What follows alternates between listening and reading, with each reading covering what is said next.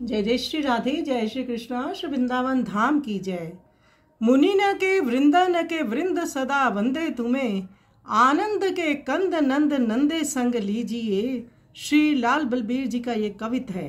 श्री लाल बलबीर जी श्री राधे जी से प्रार्थना करते हुए कहते हैं कि समस्त मुनिगण आपके चरणों की वंदना करते हैं। आप आनंद कंद ब्रजराज श्री कृष्ण की चिर संगनी हैं। आप तीनों लोगों का शोक दूर करने वाली हैं। आप प्रसन्नचित प्रफुल्लित मुख कमल वाली हैं। कृपा कर मुझे अपने चरणों की शरण दीजिए। आप निकुंज में विलास करने वाली हैं। ज्ञान का प्रकाश करने वाली राजा वृषभानु की राजकुमारी बेटी हैं।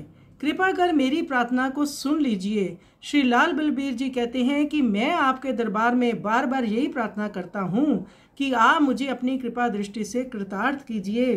तो श्री राधा रानी की कृपा दृष्टि जिस जिस पर होती है उसका कल्याण हो जाता है।